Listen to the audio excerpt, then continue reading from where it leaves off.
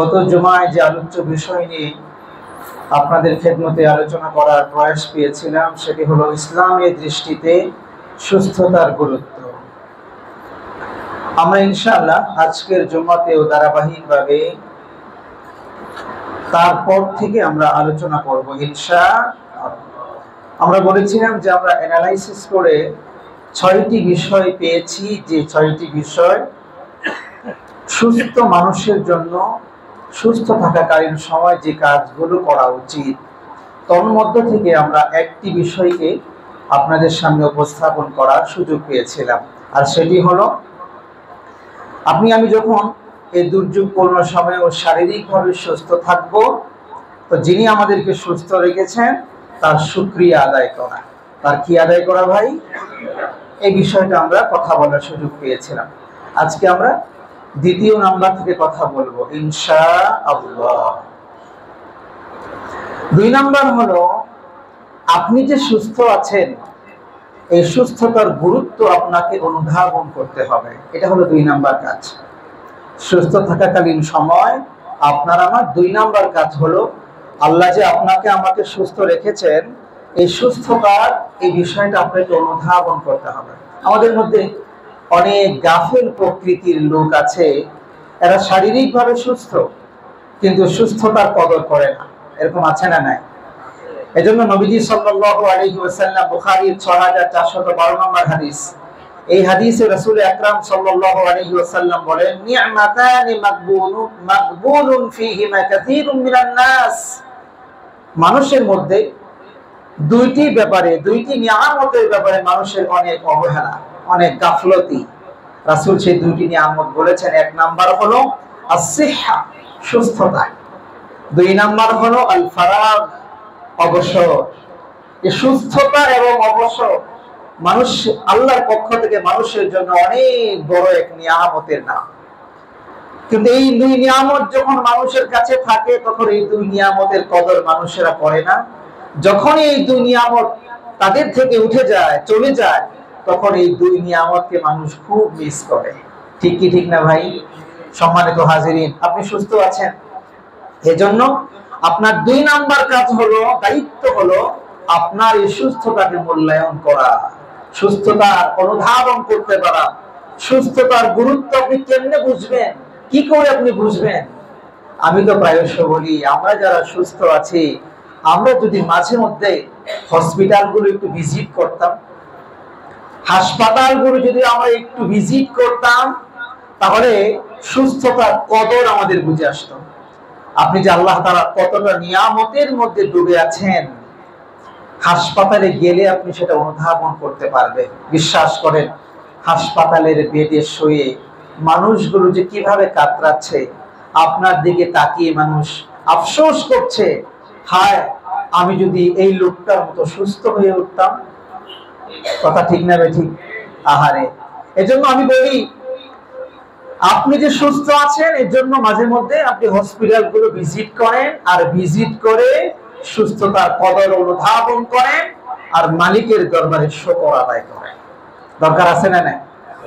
2 number সুস্থতা, সুস্থ মানুষের দায়িত্ব হলো সুস্থতার এই বিষয়টি, গুরুত্বটি অনুধাবন করে আপনাকে চলতে হবে। 3 নাম্বার কাজ, সুস্থ মানুষের 3 নাম্বার কাজ হলো সুস্থ থাকাকালীন সময়ে যিনি আপনাকে সুস্থ রেখেছেন তার জন্যই তার দেয়া পুরোটা সময় তার ইবাদতে ব্যয় করা। আচ্ছা, আপনাকে আমাকে যিনি সৃষ্টি করেছেন, সুস্থ রেখেছেন, আওয়াজ করে বলেন তো তিনি কে? আল্লাহ। এই আল্লাহ কি আপনাকে আমাকে সুস্থ রেখেছেন এমনি এমনি, না কোনো কাজ করার জন্য? ওমা খালাকতুল জিন্না ওয়াল ইনসা ইল্লা লিয়াবুদুন। I did not create the jinn kind and mankind but only for worship. আমি জিন জাতি এবং মানুষ জাতিকে এমনি এমনি সৃষ্টি করি নাই, সৃষ্টি তো করেছি কেবল আমার ইবাদতের জন্য। কিসের জন্য বলেন? ইবাদতের জন্য। তাহলে রব যে আপনাকে আমাকে শারীরিক সুস্থতা দান করেছেন তার পুরোটা সময় তার ইবাদত বন্দেগীতেই আমাকে কাটাইতে হবে। ঠিক কিনা ভাই? রব্বুল আলামিন কোরআনুল কারীমের 16 নম্বর সূরা, সূরাতুন নাহলের 53 নম্বর আয়াতের মধ্যে আল্লাহ রাব্বুল আলামিন বলছেন, ওয়ামা বিকুম মিন নি'মাতিন ফামিনাল্লাহ সুম্মা ইযা মাসসাকুমুদ-দুররু ফাইলাইহি তাজআরুন। তোমাদের উপর যত নিয়ামত এসেছে, বলেন তো কার থেকে? আল্লাহ বলেছেন সব তোমাদের আল্লাহর পক্ষ থেকে এসেছে। আর তোমাদের উপর যখন কোনো দুঃখ দুর্দশা পতিত হয়, তখন তোমরা কেবলমাত্র ফরিয়াদ কার কাছে করবে? আল্লাহর কাছে। নি'মাতুন এই শব্দের ব্যাখ্যা ইমাম কুরতুবী রাহমাতুল্লাহি আলাইহি তিনটি ব্যাখ্যা করেছেন। তিনি বলেছেন, এক নাম্বার হলো আসিহাতুল জিসম, শারীরিক সুস্থতা, এটা হলো একটি নিয়ামত। দুই নাম্বার বলেছেন নিয়ামতের ব্যাখ্যা ওয়াসাআতুর রিজক, সম্পদের প্রশস্ততা। আল্লাহর পক্ষ থেকে রিজিকের প্রশস্ততা, এটা একটা নিয়ামত। তিন নম্বরে তিনি নিয়ামতের ব্যাখ্যা করেছেন ওয়ালাদুন ফামিনাল্লাহ, আল্লাহর পক্ষ থেকে যে আল্লাহ আপনাকে সন্তানাদি দান করেছেন, এই সন্তান সন্ততি এটা আল্লাহর পক্ষ থেকে একটি নিয়ামত। তাহলে এক নাম্বার হলো আসিহাতুল জিসম, শারীরিক সুস্থতা, এটা হলো মহান রব্বুল আলামিনের একটি বড় নিয়ামত। সম্মানিত ভাইরা আমার, আমাদের শারীরিক সুস্থতা যিনি আমাদেরকে দিয়েছেন, তার দেওয়ার সময়টা তার জন্যই ব্যয় করা, এটা আমাদের অপরিহার্য কর্তব্য।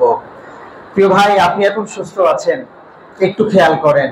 এখন আপনি সুস্থ আছেন, এখন মসজিদে প্রায়শ 5 বেলা ডাকা হয় হাইয়া আলাস সালাহ, তাই না? ডাকা হয় না ভাই? প্রত্যেক দিন 5 বেলা মসজিদ থেকে ডাকা হয় হাইয়া আলাস সালাহ, হাইয়া আলাল ফালাহ, আসো নামাজের দিকে আসো। কি হলে নামাজ পড়লে কি হবে? তোমার কল্যাণের সমস্ত দরওয়াজাগুলো তোমার খুলে যাবে। আসো নামাজের দিকে আসো, কল্যাণের দিকে আসো। এই যে আপনাকে এইভাবে ডাকা হচ্ছে, কিন্তু না, আপনি আসেন না। আপনি সুস্থ, কিন্তু আপনি মসজিদে আসেন না। আজানের প্রতি উত্তর মসজিদে এসে রবের কদমে সিজদা দেন না। যখন হসপিটালে বেডে আপনি গড়াগড়ি করবেন, যখন অসুস্থ হয়ে আর বিছানা থেকে উঠতে পারবেন না, বিশ্বাস করেন সেই সময় আপনার মসজিদে আসতে অনেক মন চাইবে। স্বাভাবিকভাবে মানুষ যখন অসুস্থ হয়, মন নরম হয়, আল্লাহর প্রতি মানুষের একটু তাওয়াজ্জুহ হয়। আপনি বিছানায় গড়াগড়ি করছেন, ডাক্তার বলছে এই রোগ, যে রোগ আপনার হয়েছে, এই রোগ থেকে বিছানা থেকে ওঠার আর কোনোদিন সক্ষম আপনার নয়, আপনি পারবেন না। তখন আপনার মনে অনেক চাইবে যদি মসজিদে গিয়ে নামাজ পড়তে পারতাম। তখন আপনার মনে চাইলেও কিন্তু আপনার জন্য মসজিদের দরওয়াজা বন্ধ, আর পারলেন না আপনি এসে নামাজ পড়তে। দেখেন নেই কয়েক বছর আগে যখন করোনা হয়েছিল আমাদের দেশে, যারা প্রতিযোগিতায় তাড়াতাড়ি আগে আসতে পারছে 5-7 জন 8 জন, তারাই মসজিদে জায়গা করে নিয়ে নামাজ পড়তে পেরেছে। এই প্রতিযোগিতায় যারা আগে আসতে পারে নাই, তারা মসজিদে নামাজ পড়তে পারে নাই। ঠিক কি ঠিক না? এই যে হজ উমরা, আপনার এখন টাকা আছে, পয়সা আছে, আপনি হজ উমরা করেন না। করোনার সময় আপনি দেখেন না, হজের টিকিট বন্ধ ছিল, উমরার টিকিট বন্ধ ছিল, যায় নাই, মানুষ যেতে পারে নাই। আল্লাহ যখন চাইবেন আপনার সমস্ত শক্তি আর সক্ষমতা থাকা সত্ত্বেও সেই নিয়ামত আপনার থেকে ছিনিয়ে নেবেন, আপনি সেটা আর পারবেন না। এজন্য সুস্থ আছেন, সুস্থ থাকাকালীন সময় এই মুহূর্তে আপনার প্রয়োজন প্রতিটি কদম কদম আল্লাহর দরবারে সিজদা করা, রবের গোলামিতে নিজেকে মত্ত রাখা। ঠিক কিনা ভাই? এই জন্য দেখেন কত যুবক ভাইদের সোশ্যাল মিডিয়ার কল্যাণে দেখা যায়, কত যুবক ভাইদের লাশ আজকে দেখা যাচ্ছে, অনর্থক তারা মারা যাচ্ছে, মৃত দেহগুলো সোশ্যাল মিডিয়ায় ভেসে উঠছে। এরপরেও কি যুবক তোমার একটু মনে চাইবে না আল্লাহর এই ঘরে এসে আল্লাহর কদমে সিজদা করা? তোমার ভাই, তোমার বয়সী ভাই অনর্থক মারা যাচ্ছে, হার্ট ফেল করে মারা যাচ্ছে, কোন রোগ নাই, রাতের বেলা ঘুমিয়েছিল, সকালবেলা ধাক্কা দিলে পুরো শরীরটা নড়ে। এরকম আছে না নাই? বহু আছে, ভুরি ভুরি প্রমাণ। যুবকে, তোমার হাতে ধরি, তোমার পায়েও ধরি, নামাজের জন্য, আল্লাহর জন্য নিজেকে নিবেদিত করো। এছাড়া কোনো উপায় নাই। তোমার যখন ডেট এক্সপায়ার হয়ে যাবে, তখন তোমার নামাজ আর এখন তোমার যুবক অবস্থা নামাজ, আল্লাহর কাছে আসমান জমিন ব্যবধান। আরে যখন ডেট এক্সপায়ার হয়ে যায়, তখন তো অনেক জিনিস সহজলভ্য হয়ে যায়। যখন ডেট থাকে, তখন অনেক জিনিস কঠিন থাকে। ঠিক কি ঠিক না? দোকানের কাছে যখন কোনো পণ্যের ডেট এক্সপায়ার হয়ে যায়, দোকানে চায় 6-9 করে কোনো রকম বিক্রি করে দিতে পারলে চলে, দাম যা বলে বলুক। কথা ঠিক না বেঠিক? যা বলে বলুক, ডেট যদি একদিনেরও থাকে 1 টাকাও কমায় না, ঠিক কি ঠিক না? আপনার বয়স যখন 60, সরকার বলবে আপনার এখন ডেট এক্সপায়ার,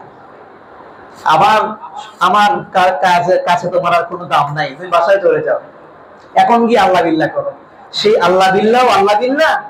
আর আপনার বয়স এখন 25, বয়স এখন 20, বয়স এখন 40, 45, এখনের আল্লাহ বিল্লাহ আল্লাহ বিল্লাহ। রাসূল বলেছেন যে 7 শ্রেণীর মানুষকে আরশের ছায়ার নিচে জায়গা করে দেওয়া হবে, তাদের মধ্যে অন্যতম হলো সেই পুরুষ, সেই যুবক যারা জওয়ান অবস্থায় আল্লাহর ইবাদতে নিজের জীবনটাকে বিলিয়ে দিয়েছে। সুবহানাল্লাহ। এই যুবক, তোমাদের হাতে পায়ে ধরে বলি, মসজিদে বৃদ্ধের চাইতে যুবকের সংখ্যা বেশি হওয়ার কথা। ওই আজকের ফজরের নামাজে তো গিয়েছিল, আমার তো মনে হয় না জুমার নামাজে যে সংখ্যক মানুষ আমরা উপস্থিত হচ্ছে নামাজ পড়ার জন্য, ফজরের নামাজে আমরা কি সেই সংখ্যক মানুষ উপস্থিত হতে পেরেছি? না, পারি নাই। কেন? ফজরের নামাজটা কি আপনার আমার জন্য সুন্নত ছিল? ফজরের নামাজটা কি আপনার আমার জন্য নফল ছিল? তাহলে ফজরের জামাতে অংশগ্রহণ করতে কে আপনাকে বাধা দিল? যেই আযান হাইয়া আলাস সালাহ হাইয়া আলাল ফালাহ আযান আপনার ঘর থেকে বের করে মসজিদ পর্যন্ত নিয়ে আসতে পারে না, আপনার ঈমান এতটাই দুর্বল। কেমনে কল্পনা করেন এই ঈমান দিয়ে আপনি জান্নাতুল ফেরদাউসের সর্বোচ্চ মাকামে যাবেন? কিভাবে কল্পনা করি আমরা? এই কল্পনা কল্পনাই রয়ে যাবে, বাস্তবতা মুখ হয়তো দেখবে না। আসুন, এই জন্য খুব ভালোভাবে ঈমানের জন্য স্ট্রাগল করি। সুস্থ আছেন, আল্লাহ আপনাকে নিয়ামত দিয়েছেন সুস্থতা, সেই সুস্থতার জন্য এখনই আপনার সময়। আসুন আল্লাহর জন্য ইবাদতে নিজের জীবনকে বিলিয়ে দেই। পারা যাবে না ইনশাআল্লাহ? তাহলে আমাদের এখন যে কাজ, এটা হলো আল্লাহ যে সময়টা আমাকে দিয়েছেন সুস্থকালীন সময়, এই সময়টা 3 নাম্বার হলো আমরা তার জন্যই ব্যয় করব ইনশাআল্লাহ। 4 নাম্বার কাজ হলো সুস্থ থাকাকালীন সময় আপনি কিভাবে সুস্থ থাকবেন, এর জন্য আপনাকে পরিষ্কার পরিচ্ছন্ন এবং সচেতন জীবন যাপন করতে হবে। এটা ইসলামের শিক্ষা। ইসলাম ন্যায় কোনো জিনিস না, ইসলাম হেভি ব্রড। আপনি মনে করতেছেন ইসলাম বুঝি খুব সংকীর্ণ একটি জিনিসের নাম, শুধু নামাজ রোজা এতটুকুর মধ্যে ইসলাম সীমাবদ্ধ না। ইসলাম আপনাকে বলেছে সচেতন থাকতে হবে, পরিষ্কার পরিচ্ছন্ন থাকতে হবে। যে খাবারগুলো খেলে রোগ প্রতিশোধ হয় সেগুলো তোমাকে গ্রহণ করা লাগবে, এটা ইসলামের শিক্ষা। দেখেন, ইংরেজিতে একটি প্রবাদ বাক্য আছে, প্রিভেনশন ইজ বেটার দেন কিউর। আপনার রোগ নিরাময়ের চাইতে রোগের প্রতিরোধ করা এটা হলো উত্তম। আপনি রোগ আসার জন্য কেন সুযোগ দিবেন? ইসলাম তো এটা সমর্থন করে না। দেখেন, সাধারণ দুনিয়ার হাইসিয়াত হলো মানুষের রোগ বালাই হয় অসচেতনতার কারণে, অসতর্কতার কারণে এবং অপরিচ্ছন্ন জীবন যাপনের কারণে। কথা ঠিক না? এই কারণেই কিন্তু রোগ বালাইগুলো হয়। এজন্য মুমিন কখনো অসচেতন হতে পারে না, মুমিন কখনো অসতর্ক জীবন যাপন করতে পারে না, মুমিন কখনো অপরিচ্ছন্ন জীবন যাপন করতে পারে না। এগুলো করা তার মানে নিজের জীবনকে ধ্বংসের মুখে ঠেলে দেয়া নিজের থেকে। আর আল্লাহ কি বলেছেন? সূরা বাকারা 195 নম্বর আয়াত, আল্লাহ বলেছেন ওয়ালা তুলকু বিআইদিকুম ইলা তাহলুকা। ও দুনিয়ার মানুষেরা, খবরদার নিজেরা নিজেদেরকে স্বেচ্ছায় ধ্বংসের দিকে ঠেলে দিও না। এটা কার ঘোষণা? আল্লাহর ঘোষণা। আপনি এমন কোন কাজ করলেন জানেন এই কাজ করলে চিকিৎসা বিজ্ঞান বলছে এই কাজ করলে আপনি মারা যাবেন, এই কাজ করলে আপনি ক্ষতির সম্ভাবনা আপনার আছে, আপনি স্বেচ্ছায় সেই কাজ করছেন, তার মানে আপনি চিকিৎসা বিজ্ঞান নয় আল্লাহর ঘোষণার তোয়াক্কা করেন নাই। আল্লাহ যে বলেছে খবরদার এমন কোন কাজ করো না যে কাজ করলে তুমি ক্ষতির দিকে পড়ে যাবে। ইসলাম কতটা সুন্দর এক জীবন ব্যবস্থার নাম। এজন্য তো আমি বলি ইসলাম হচ্ছে মানবিক, বাস্তবিক এবং বিজ্ঞানসম্মত একটি পূর্ণাঙ্গ জীবন ব্যবস্থার নাম। ঠিক কি ঠিক না? এজন্য আপনাকে সুস্থ থাকার জন্য যা যা করা দরকার তাই আপনাকে করতে হবে। তবে কারো তকদিরে যদি অসুস্থতা থেকে যায় এত কিছুর পরেও এটাকে আপনাকে মেনে নিতে হবে, কারণ তকদিরের উপর বিশ্বাস আছে না নাই? অবশ্যই ঈমানের অপরিহার্য একটি কর্তব্য হলো, বিধান হলো তাকদীরের বিশ্বাস। আপনার উপর যদি অসুস্থ হওয়ার লিখন থাকে, আপনি অসুস্থ হবেন, তবে আপনাকে সচেতন জীবন যাপন অবশ্যই করা লাগবে। পরিষ্কার পরিচ্ছন্নতাকে ইসলাম এতটাই গুরুত্ব দিয়েছে যে আল্লাহ নবী বলেছেন পবিত্রতা, পরিষ্কার পরিচ্ছন্নতা ঈমানের অংশ। সুবহানাল্লাহ, ঈমানের অংশ। পবিত্রতা অর্জন আপনাকে করাই লাগবে। আর পবিত্র হতে হলে আপনাকে পরিচ্ছন্ন জীবন যাপন পালন করা লাগবে। প্রিয় ভাইরা, এজন্য একজন মুমিনের জীবনাচার কখনোই অপরিচ্ছন্ন হতে পারে না। এজন্য আপনাকে যা করা লাগবে, পরিমিত খাবার খাওয়া লাগবে। না খেয়ে মানুষ যত মারা যায়, তার চেয়ে বেশি মানুষ খেয়ে মারা যায়। কথা কি ভুল বললাম না সত্য বললাম? সত্য কথা। প্রিয় ভাইরা, এজন্য পরিমিত খাবার আপনাকে গ্রহণ করা লাগবে, শরীর চর্চা করা লাগবে, পরিমিত ঘুমানো লাগবে। এগুলো ইসলামের কথা, নিজের কথা বলছি না। আলো বাতাস, রৌদ্র, এগুলো গ্রহণ করা লাগবে। পরিমাণ মতো ফ্রেশ পানি আপনাকে গ্রহণ করা লাগবে। এজন্য সুস্থ থাকাকালীন সময় আপনাকে এগুলো ফলো করতে হবে, যেন আপনি অসুস্থ হয়ে না যান। কারণ এগুলো না করলে দুনিয়ার হাইসিয়াতে দেখা যাচ্ছে আপনি অসুস্থ হয়ে যাচ্ছেন, ক্ষতির দিকে চলে যাচ্ছেন। আর আল্লাহ বলছেন, নিজে এমন কোন কাজ করো না যে কাজ করলে বলে ক্ষতির দিকে তুমি চলে যাও। দেখেন, এখন তো মানুষ ডক্টর জাহাঙ্গীর কবির স্যার ওনাকে ফলো করছে না, নানাভাবে ডায়েট করছে, তার কিটো ডায়েট গুলো ফলো করে মেনে নিচ্ছে এবং মানুষ সুস্থ থাকছে। আপনি জানেন, আপনি জানলে অবাক হবেন, ডক্টর জাহাঙ্গীর কবির যে ডায়েট গুলো দিচ্ছে, যে পরামর্শ গুলো দিচ্ছে, এটা আপনার আমার কলিজা টুকরো নবীর সুন্নাহ থেকে কপি করা। সুবহানাল্লাহ বলবেন না? এজন্য সুন্নাহ নির্ভর জীবন যাপন আমাদের শারীরিক সক্ষমতা বাড়ায় এবং নিরোগ দেহ লাভ করতে সাহায্য করে। আল্লাহ আমাদের তৌফিক দান করুন। 5 নাম্বার, সুস্থ থাকতে আপনাকে সাধ্যের মধ্যে সবসময় পুষ্টিকর খাবার খেতে হবে। এটাও ইসলামের শিক্ষা। সাধ্যের মধ্যে আমি শব্দটা উল্লেখ করেছি, কারণ আপনার এবিলিটি সেই পরিমাণ না থাকতে পারে। এজন্য সাধ্যের মধ্যে, কেউ যার সাধ্য বেশি সে দৈনিক খাবে, যার সাধ্য তার চেয়ে কম সপ্তাহে 2 দিন খাবে, যার সাধ্য আরো কম সপ্তাহে 1 দিন খাবে। তবু পুষ্টিকর খাবার গ্রহণ করতে হবে। জানলে অবাক হবেন, আপনার আমার কলিজা টুকরো নবী মুহাম্মদুর রাসূলুল্লাহ সাল্লাল্লাহু আলাইহি ওয়াসাল্লাম সর্বদাই পুষ্টিকর খাবার খেতেন। সুবহানাল্লাহ। তিনি অল্প খেতেন কিন্তু ভালোটা খেতেন। বাসি খাবার কখনোই তিনি খান নাই। সুবহানাল্লাহ পড়বেন না? যে খাবারগুলো খেলে আপনার শরীরে আমিষ, শর্করা, প্রোটিন, আয়রন ইত্যাদি তৈরি হয়, সেগুলো আপনার খাবারের মেনুর মধ্যে সাধ্যের মধ্যে রাখতে হবে। রোগ প্রতিরোধকারী খাবার, এগুলো খেয়ে আপনার শরীরে অ্যান্টিবডি, অ্যান্টিভাইরাস তৈরি করা লাগবে। বিশেষ করে আমি আপনাদের আজকের খুতবায় 4টি খাবারের কথা পরামর্শ দেব। এর 1 নাম্বার হলো, যেগুলো আপনি খেলে রোগ প্রতিরোধ ক্ষমতা বাড়ায়, আপনার শরীর সহজেই কোন রোগ বাসা বাঁধতে দেয় না। তার মধ্যে 1 নাম্বার হলো আল হাব্বাতুস সাউদা। আল হাব্বাতুস সাউদা, কালো জিরা। 1 নাম্বার কি বলেন? কালো জিরা। সুবহানাল্লাহ পড়বেন না? কালো জিরা সম্পর্কে আল্লাহর নবী বলেছেন, বুখারীর হাদিস, ইন্না ফিল হাব্বাতিস সাউদাই শিফাউন মিন কুল্লি দাইন ইল্লা সাম। আরে কালো জিরা তো এমন এক ঔষধি গুণ সম্পন্ন খাবারের নাম। আল্লাহর নবী বলেছেন, কেউ যদি কালো জিরা সেবন করে খায় তো মৃত্যু ছাড়া সকল রোগের প্রতিষেধক আল্লাহ তাআলা কালো জিরার মধ্যে রেখেছেন। সুবহানাল্লাহ।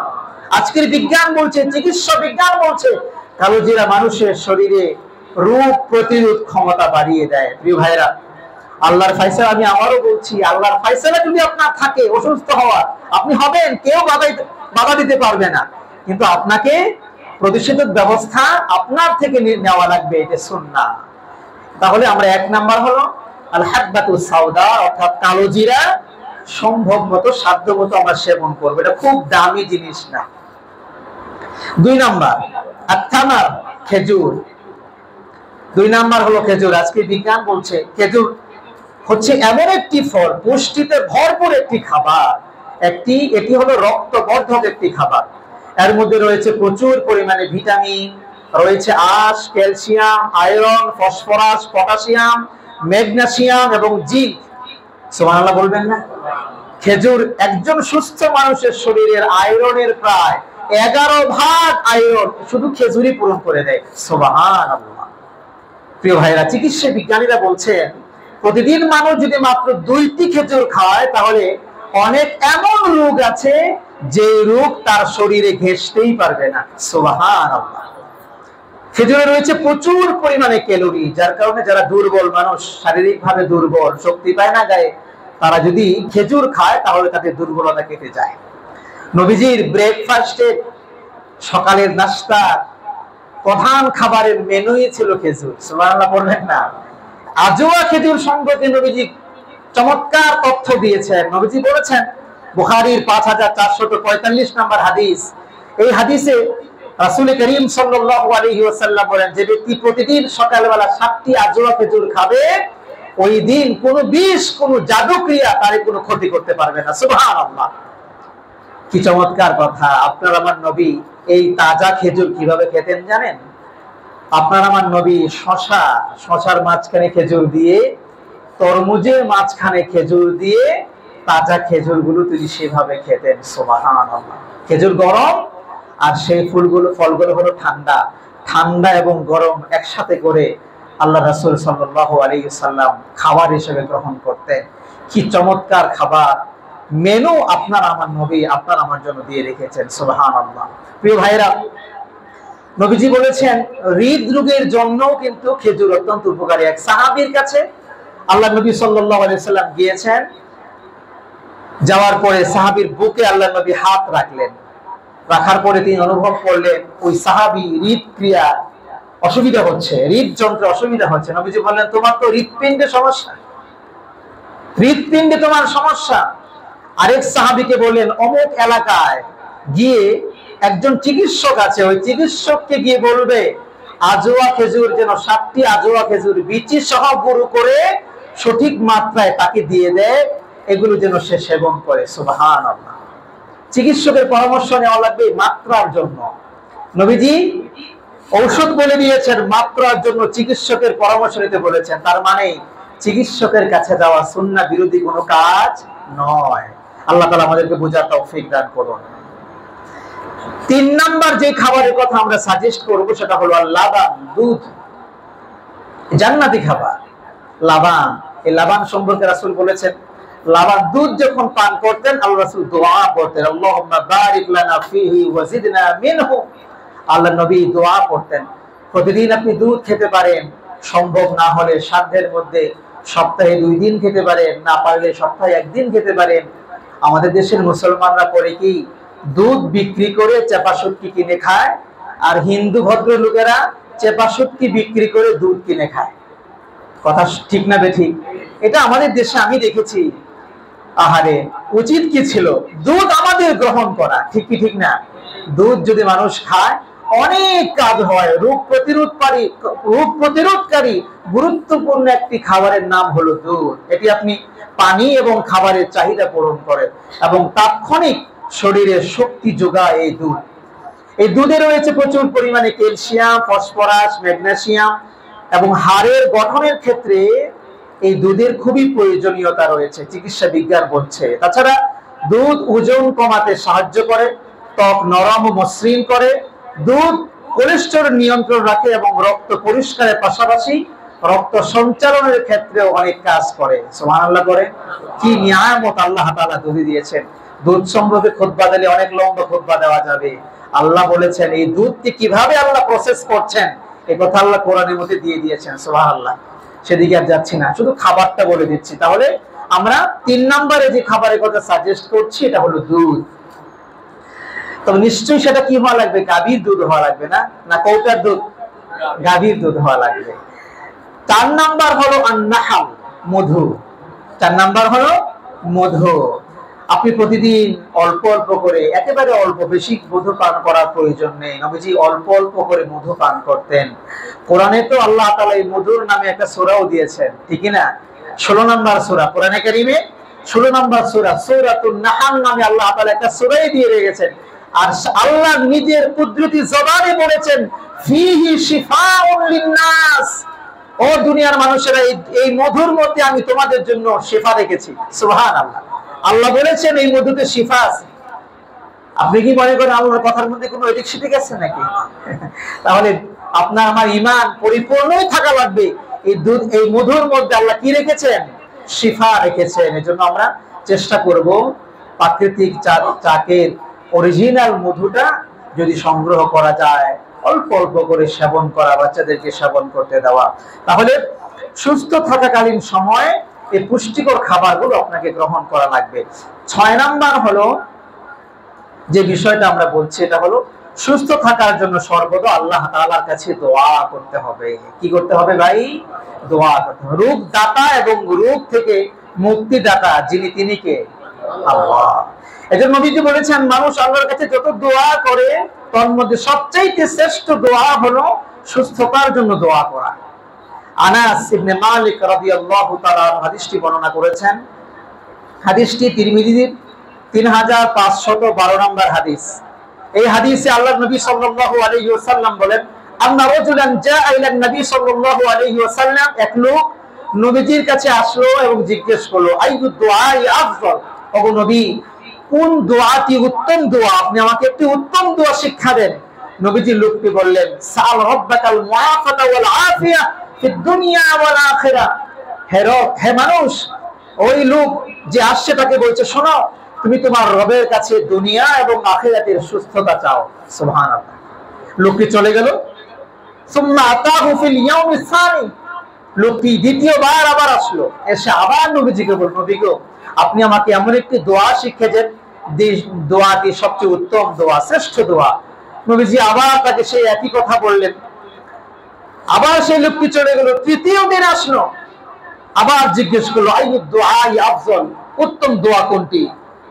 আবার নবীজি একই কথা বললেন। নবীজি এই দোয়াটি কথা বলার পরে তাকে বললেন, আরে আল্লাহর বান্দা, তুমি যদি এই দোয়াটি করো আর আল্লাহ যদি তোমার পক্ষ থেকে কবুল করে নেয়, তাহলে তুমি দুনিয়া এবং আখিরাতে সফল হয়ে গেলে। সুবহানাল্লাহ। এজন্য আমাদের সুস্থতার দোয়া করা লাগবে। প্রিয় নবীজি সাল্লাল্লাহু আলাইহি ওয়াসাল্লাম সকাল সন্ধ্যা দোয়া করতেন, আল্লাহুম্মা ইন্নী আসআলুকাল আফিয়াতা ফিদ দুনিয়া ওয়াল আখিরা, ওগো আল্লাহ, দুনিয়া এবং আখিরাতে আপনি আমাকে সুস্থতা দান করেন। সুবহানাল্লাহ। হযরত আব্বাস রাদিয়াল্লাহু তাআলা আনহুকে প্রিয় নবীজি বলেছিলেন, চাচা যান, আল্লাহর কাছে আপনি সুস্থতার নিয়ামত চান, সুস্থতার জন্য আপনি দোয়া করেন, কারণ সুস্থ না থাকলে পৃথিবীর কোনো নিয়ামত ভোগ করা যায় না। এজন্য আমরা বেশি বেশি বলবো, রব্বানা আতিনা ফিদ দুনিয়া হাসানা ওয়া ফিল আখিরাতি হাসানা ওয়া কিনা আযাবান নার। মনে থাকবে ইনশাআল্লাহ। তাহলে আমরা 6টি কাজের কথা বলেছি, আমি সংক্ষেপে আবার বলে দিচ্ছি। 1 নাম্বার হলো সুস্থ থাকাকালীন সময় আমরা শুকরিয়া আদায় করব কার? আল্লাহ। 2 নাম্বার হলো সুস্থতার গুরুত্ব উদ্ভাবন করতে হবে। 3 নাম্বার হলো যিনি সুস্থতা দিয়েছেন তার জন্য এই সময়টা ব্যয় করে ইবাদত বন্দেগীতে কাটানো লাগবে। 4 নাম্বার হলো পরিষ্কার পরিচ্ছন্ন এবং সচেতন জীবন যাপন করা লাগবে। 5 নাম্বার সাধ্যের মধ্যে পুষ্টিকর খাবার খাওয়া লাগবে। এবং 6 নাম্বার হলো সুস্থ থাকার জন্য মহান রবের কাছে সর্বদাই দোয়া করা লাগবে। এবার আমরা জানবো অসুস্থ হয়ে পড়লে আমাদের কি করণীয়। আমরা অসুস্থ হয়ে পড়লাম, এখন আমাদের কি করণীয় আছে? আমি সংক্ষেপে 10টি করণীয় কথা বলবো ইনশাআল্লাহ। 1 নাম্বার, যে কোনো রোগ সম্পর্কে আপনাকে আকীদা দুরস্ত করা লাগবে। সঠিক আকীদা আপনাকে পোষণ করা লাগবে। যে এই ব্যাপারে অনেকের কিন্তু ঘাবলা আছে। রোগের ব্যাপারে সঠিক আকীদা একটি গুরুত্বপূর্ণ জিনিস। অর্থাৎ মুমিন এই কথা সব সময় বিশ্বাস করবে, রোগ দেয়ার মালিক যিনি, রোগ নিরাময়কারীও নাকি অন্য কেউ আছে? আল্লাহর হুকুম ছাড়া কোনো ঔষধ, কোনো ডাক্তার, কোনো কিছুই কিন্তু ভালো করতে পারে না। মনে রাখবেন, রোগের নিজস্ব কোনো ক্ষমতা নেই। রোগের কি নেই? ভালো মতো মনে রাখবেন আকীদা, রোগের নিজস্ব কোনো ক্ষমতা নেই। কোন রোগ আল্লাহর হুকুম ছাড়া নিজে নিজে কিছুই করতে পারে না। ইভেন সংক্রমিত যে রোগগুলো আছে, এই রোগগুলো যেগুলোকে আমরা সংক্রমিত রোগ বলি, এই সংক্রমিত রোগও নিজে নিজে সংক্রমণ করতে পারে না। হুকুম কার? হযরত আবু হুরায়রা রাদিয়াল্লাহু তাআলা থেকে হাদিস, নবীজি সাল্লাল্লাহু আলাইহি ওয়াসাল্লাম বলেছেন, লা আদওয়া ওয়ালা সাফারা ওয়ালা হানা। ইসলামে সংক্রমিত রোগ বা ছোঁয়াচে রোগ, এই রোগ বলতে আসলে কিছু নাই। একথা শুনে এক লোক নবীজিকে বলল, নবী গো, আপনি যে বললেন এই রোগ ছোঁয়াচে রোগ বলতে কিছু নাই, ফামা বালুল ইবিল, তাহলে ওই উটগুলোর কি অবস্থা হবে? ভালো উট, হরিণের মতো তাজা তরতাজা উট, তার মধ্যে একটা অসুস্থ রোগ প্রবেশ করেছে, প্রবেশ করার কারণে সে সুস্থ সবল উটগুলো সংক্রমিত হতে পারে। এই ব্যাপারে আপনি কি বলবেন? নবীজি বলেছেন, ও আচ্ছা, তাহলে তুমি আমাকে বলো তো দেখি, ফামান আদাল আউয়াল, প্রথম যে উটটা আক্রান্ত হলো ওটা কার থেকে হয়ে আসলো? কথা বোঝা গেছে? নবীজি কি প্রশ্ন করলেন, যে তুমি যে বলছো এই প্রথম উটটা ঢোকার কারণে সব পারের সব উট সংক্রমিত হয়েছে, অসুস্থ হয়েছে, তাহলে আমাকে এই তথ্য দাও, প্রথম উটটি কার থেকে সংক্রমিত হয়ে আসছে? কে দিয়েছেন? আওয়াজ করে বলেন, আল্লাহ। সুতরাং সংক্রামক ব্যাধি সম্পর্কে আমাদের আকীদা হলো, কোন রোগ নিজে থেকেই সংক্রমিত হতে পারে না, নিজে থেকে কোন রোগ হতেও পারে না। এই রোগ দেওয়ার মালিক, আরো জোরে বলেন, আল্লাহ। আল্লাহ ছাড়া কেউ রোগ দিতে পারে না। কোন ঔষধ, কোন কবিরাজ, কোন ডাক্তার, কেউ এই রোগ সারাইতে পারে না যতক্ষণ না রবের হুকুম না থাকে। 2 নাম্বার, অসুস্থ হয়ে গেলে অসুস্থতাকে তাকদীরের অংশ মনে করতে হবে।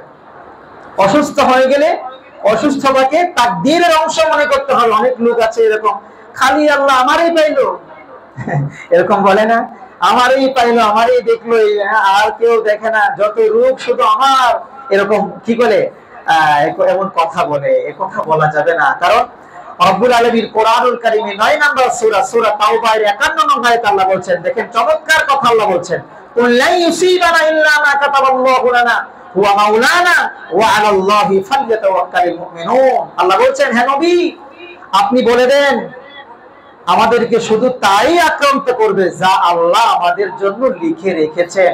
এর চাইতে স্পষ্ট কথা আর কি হতে পারে? আল্লাহ বলে দিয়েছেন আমাদেরকে তাই আক্রান্ত করবে যা আল্লাহ আমাদের জন্য লিখে রেখেছেন। তিনি আমাদের অভিভাবক, আর আল্লাহর উপরে যেন মুমিনরা তাওয়াক্কুল করে। এজন্য আমাদের তাওয়াক্কুল হবে কার উপর? অসুস্থ হয়ে গেলে আমাদের মনে করতে হবে এটি আপনার তাকদীরের একটা অংশ। আবুল তাবুল অসুস্থ হয়ে গেলে বলা যাবে না। মনে রাখবেন, শয়তান আপনার কিন্তু প্রকাশ্য দুশমন। এই শয়তান আপনাকে প্ররোচনা দিয়ে তাকদীরের উপর থেকে বিশ্বাস উঠিয়ে নেওয়ার চেষ্টা করবে।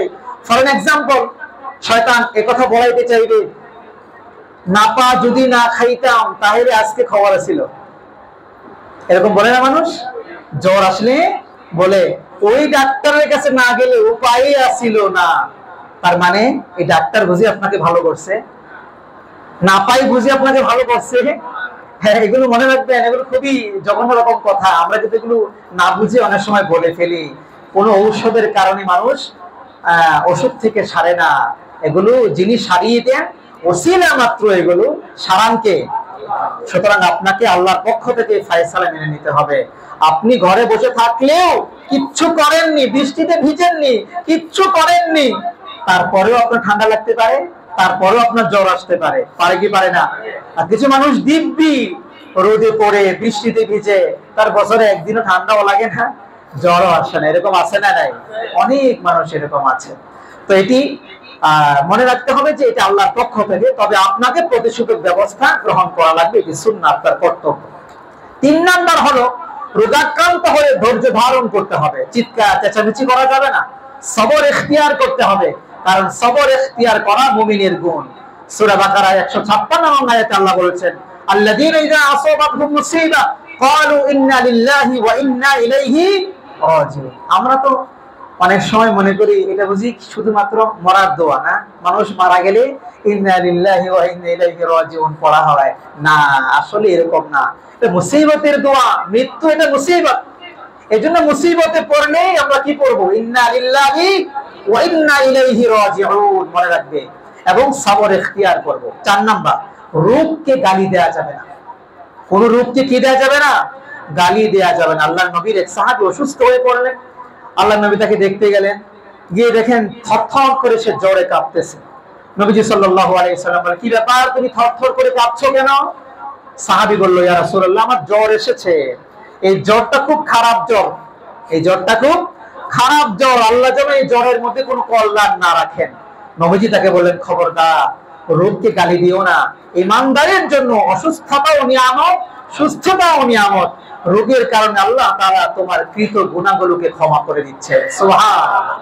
এজন্য ঈমানদারের সুস্থতাও নিয়ামত, অসুস্থতাও নিয়ামত।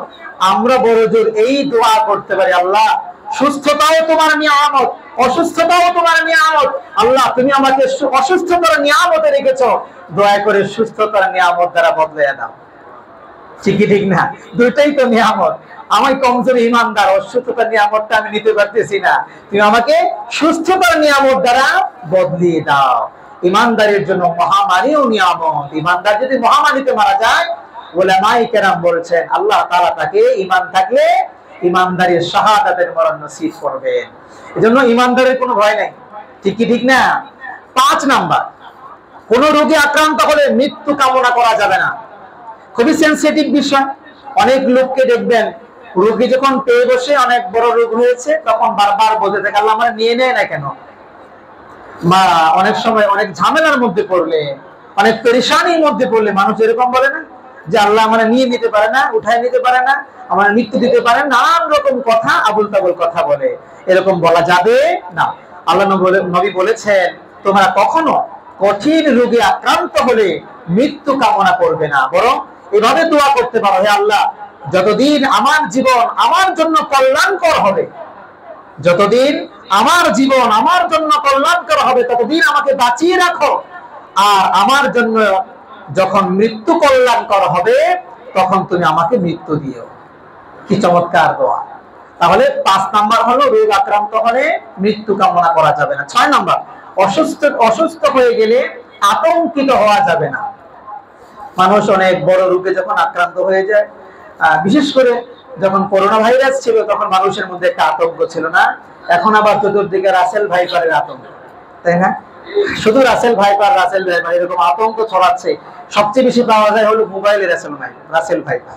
বাস্তবের চাইতে বেশি পাওয়া যায় কোথায়? মোবাইলে বেশি পাওয়া যায়। তো এই আতঙ্ক এগুলো ছড়ানো যাবে না। আজকে তো পত্রিকায় দেখলাম মনে হয় মিরপুরে কোথায় যেন রাসেল ভাইপারের বাচ্চা পাওয়া গেছে, মারা গেছে, এরকম ইত্তেফাক এবং সবার খবর এই টাইপের কিছু একটা পত্রিকায়, অনলাইন পত্রিকায় দেখেছি মনে হয়। যাই হোক, মানসিক অসুস্থতা শারীরিক অসুস্থতা থেকে বেশি ঘায়েল করে। একটা কথা আছে না, বনের বাঘে খায় না, মনের বাঘে খায়। এই জন্য এগুলো আপনাকে সতর্ক হওয়া লাগবে, আতঙ্ক ছড়ানো যাবে না। থিঙ্কিং পজিটিভ, আপনাকে চিন্তা ভাবনা করতে হবে, কি সঠিকটা চিন্তা ভাবনা করতে, পজিটিভ চিন্তা ভাবনা আপনাকে করতে হবে। মানুষ আতঙ্ক ছড়িয়ে গেলে অনেক দুর্বল মানুষ আতঙ্কে স্ট্রোক করে মারাও যায়। এজন্য আমরা আতঙ্ক ছড়াবো না। আমি আপনাকে একটা পরামর্শ দিতে পারি, এটা হলো এই রাসেল ভাইপার সহ যত বিষধর সাপ আছে, বিচ্ছু আছে, বিষধর পোকামাকড় আছে, এগুলো থেকে বাঁচার একটি দোয়া কিন্তু আছে। তিরমিজি শরীফে 3604 নম্বর হাদিসে আল্লাহর নবী সাল্লাল্লাহু আলাইহি ওয়াসাল্লাম সেই দোয়া বলেছেন। আমরা এটা প্রয়োজনে কাগজে লিখে মসজিদে দরজায় বাসার দরজায় বিভিন্ন জায়গায় লিফলেট করে ছড়িয়ে দিতে পারি। এটি হলো আমরা যদি দোয়া করি তো আল্লাহ তাআলা যত রকমের বিষধর সাপ আছে, বিষধর পোকামাকড় আছে, খারাপ জিনিস আছে, এগুলো থেকে দয়াময় আল্লাহ দয়া করে আপনাকে বাঁচিয়ে দিবেন ইনশাআল্লাহ। ফজরের পরে সকালবেলা 3 বার, মাগরিবের পরে বা সন্ধ্যাবেলা 3 বার আমরা এই দোয়াটা পড়তে পারি। আউযু বিকালিমাতিল্লাহি তাম্মাতি মিন শাররি মা খালাক। আমরা এই দোয়াটা পড়ব। আমার সাথে কি পড়বেন আপনারা? আউযু বিকালিমাতিল্লাহি তাম্মাতি মিন শাররি মা খালাক। আমাদের ইমাম সাহেব এবং আমাদের মুয়াজ্জিন সাহেব তিনারা পারেন। আপনারা সম্ভব হলে তা লিখেও নেবেন, লিখে নিয়ে এটা মুখস্থ করে ফেলবেন। ফজরের নামাজের পরে 3 বার, মাগরিবের নামাজের পরে 3 বার আল্লাহর উপর তাওয়াক্কুল বিশ্বাস রেখে পড়বেন। ইনশাআল্লাহ এই ধরনের ক্ষতিকর বস্তু আপনাকে কামড়াবে না, কোনো কিছু করতে পারবে না ইনশাআল্লাহ। ইমাম শাফিঈ রাহমাতুল্লাহি আলাইহি চমৎকার একটি কথা বলেছেন। তিনি বলেছেন, শোনো, এমন অনেক লোক আছে যাদের রোগ বালাই ছাড়াই তারা মারা গেছে। আছে না এরকম? কাম মিন সাহিহিন মাতা মিন গায়রি ইল্লা ওয়া কাম মিন আলিলিন আশা হিনাম মিন আদ-দাহর। ইমাম শাফিঈ বলেছেন অনেক এমন লোক আছে রোগ বালাই ছাড়াই মারা গেছে, আবার এমন লোককেও তুমি খুঁজে পাবা বছরের পর বছর বিছানায় রোগাক্রান্ত হয়ে আছে কিন্তু মরে না। এরকম আছে না নাই? আছে, অনেক মানুষ আছে। এজন্য আতঙ্ক হওয়া যাবে না, আতঙ্ক ছড়ানো যাবে না। 7 নাম্বার হলো অসুস্থ হয়ে গেলে বেশি বেশি আল্লাহর কাছে দোয়া করতে হবে। কি করতে হবে ভাই? বেশি বেশি দোয়া করতে হবে। সময় সংক্ষিপ্ত, আমি সংক্ষিপ্তভাবে শুধু পয়েন্টগুলো বলে দিচ্ছি। 8 নাম্বার হলো বেশি বেশি দান সাদাকা করতে হবে। অসুস্থ হয়ে গেলে আপনি কি করবেন?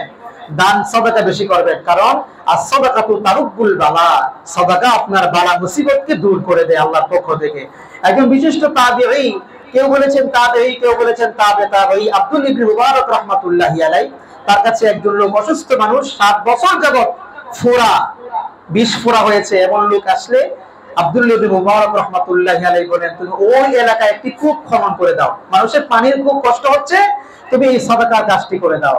আল্লাহর কি কুদরত, ওই এলাকায় কি করে দেওয়া, সাদাকার এই কাজটি করে দেওয়ার কারণে মহান রব্বুল আলামিন তার সেই 7 বছর ধরে চলে আসা বিষ ফোড়া, এটি আল্লাহ তাআলা আরোগ্য দান করেছিলেন।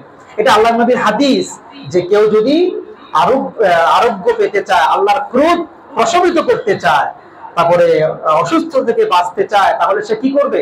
সাদাকা করবে। কি করবে ভাই? সাদাকা করবে। তাহলে আমরা এটা করবো। 9 নাম্বার হলো চিকিৎসা গ্রহণ করা। অসুস্থ হয়ে গেলে চিকিৎসা গ্রহণ করা। আল্লাহ নবী বলেছেন, এমন কোন রোগ নাই যে রোগ আল্লাহ দিয়েছেন কিন্তু প্রতিষেধক দেন নাই। হ্যাঁ, আমাদের দুর্বলতার কারণে চিকিৎসা বিজ্ঞানীরা এখনো খুঁজে হয়তো অনেক রোগের প্রতিষেধক খুঁজে পায় নাই, এটা আমাদের ব্যর্থতা। কিন্তু আল্লাহ কি করেছেন? প্রতিষেধক প্রকৃতির মাঝে দিয়ে রেখেছেন। এজন্য আমাদের চিকিৎসা গ্রহণ করতে হবে। এটা সুন্নাহ, এটা ঈমানের খেলাফ নয়। 10 নাম্বার হলো হারাম বস্তু দিয়ে চিকিৎসা গ্রহণ করা যাবে না। রোগ হয়েছে এই জন্য আপনাকে হারাম বস্তু দিয়ে চিকিৎসা করা যাবে না, এগুলো খুব খেয়াল রাখতে হবে। গণকের কাছে যাওয়া যাবে না রোগের কারণে। তারপরে তামিমা লটকানো, এগুলো লটকানো যাবে না। তামিমা হচ্ছে বিভিন্ন জন্তুর হাড়, দেখবেন অনেক কবিরাজ কি করে, বিভিন্ন জন্তুর হাড়, দাঁত, এগুলো ফোটা ফোটা করে গলায় দিয়ে দেয়, হাতে দিয়ে দেয়। তারপরে এক জাতীয় মালা সাদৃশ্য এগুলো দেয়, আবার লাল সুতা ফিতা বেঁধে দেয়, এরকম আছে না? জাহিরে যুগে বিশ্বাস করা হতো এর মাধ্যমে বিপদ মুক্ত হয়। আসলে এগুলো ভুয়া কথা, ঈমান বিধ্বংসী কথা। তারপরে গাছের শিকড়, এগুলো দ্বারা তাবিজ বানিয়ে অনেকে এগুলো লটকা, এগুলো দেয়, এগুলোর মধ্যে আসলে কোনো ফায়দা নাই। কুফরি শব্দ দ্বারা অনেকে তাবিজ করে, এগুলো আসলে এগুলোর মধ্যে কোনো ফায়দা নাই। আমি আগেই বলেছি, তাবিজ তো তাবিজ, তামিমা তো তামিমা, যেখানে না পারি কোনো ক্ষমতা নাই, ডাক্তারের কোনো ক্ষমতা নাই, সকল ক্ষমতার উৎসকে আল্লাহ। সব আপনাকে আল্লাহ দিবেন, আল্লাহ ভালো করবেন। এই জন্য চাইতে হবে সবসময় কার কাছে? আল্লাহর কাছে। আপনি অসুস্থ হয়ে গেলে প্রথমে 2 রাকাত নামাজ পড়বেন। কি করবেন? 2 রাকাত নামাজ পড়ে রবের কাছে বলবেন, আল্লাহ তুমি আমাকে এই অসুস্থতা দিয়েছো, মুক্তির মালিক তুমি, দয়া করে আমাকে তুমি আরোগ্য দান করো। এরপরে আপনি ডাক্তারের কাছে যাবেন। হ্যাঁ, কোন হক্কানি আলেমের কাছে, শেখের কাছে আপনি যেতে পারেন, সেখানে গিয়ে তার কাছে পরামর্শ নিতে পারেন। এবং জার ফুক করা হাদিস দ্বারা প্রমাণিত, পানি ফু দিতে পারেন, কেউ সূরা ফাতিহা পড়ে ফু দিতে পারে, এটা তিরমিজি শরীফের হাদিস দ্বারা প্রমাণিত। সুতরাং এগুলো করা বৈধ আছে, কিন্তু তামিমা লটকানো এগুলো ইসলামের শরীয়তে বৈধ নয়। আল্লাহ তাআলা আমাদেরকে যে কথাগুলো বলেছি, আমরা আজকে আলোচনা শুনলাম, সুস্থ ব্যক্তির করণীয় কি এবং অসুস্থ হয়ে গেলে তারপরে কি করণীয়। আল্লাহ তাআলা আমাদেরকে কোরআন হাদিস মোতাবেক যে আমল কথাগুলো বলা হয়েছে, সেগুলো মোতাবেক আমাদের সবাইকে আমল করার তৌফিক দান করুন। ওয়া আখিরু দাওয়ানা আনিল হামদুলিল্লাহি রাব্বিল আলামিন। আসসালামু আলাইকুম ওয়া রাহমাতুল্লাহি তাআলা ওয়া বারাকাতুহু।